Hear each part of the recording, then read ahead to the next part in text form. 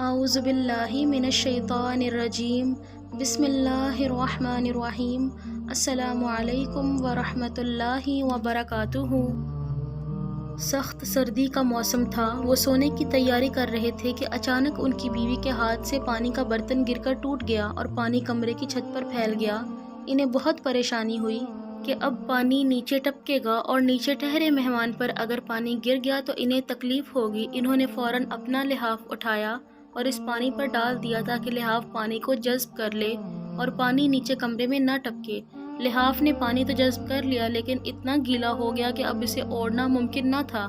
سردی بڑھتی جا رہی تھی اور ان کے پاس لحاف بھی ایک ہی تھا۔ انہوں نے ساری رات جاگ کر اور ٹھٹھر کر گزاری لیکن انہیں اس بات کی بہت خوشی تھی کہ ان کی وجہ سے مہمان کو کسی قسم کی تکلیف نہیں ہوئی۔ یہ میزبان حضرت ابو ایوب انصاری رضی اللہ تعالیٰ عنہ اور ان کی بیوی ام ایوب انصاریہ رضی اللہ تعالیٰ عنہ تھیں اور ان کے مہمان حضرت محمد صلی اللہ علیہ وآلہ وسلم تھے جو ان کے گھر ٹھہرے تھے۔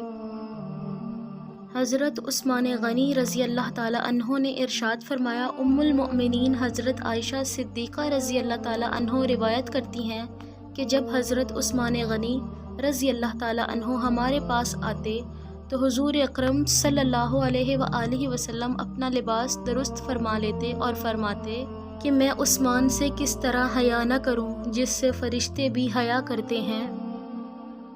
حضرت عثمان غنی رضی اللہ تعالیٰ عنہ کا فرمان مبارک ہے، اگر تو گناہ پر آمادہ ہے تو کوئی ایسا مقام تلاش کر جہاں اللہ نہ ہو۔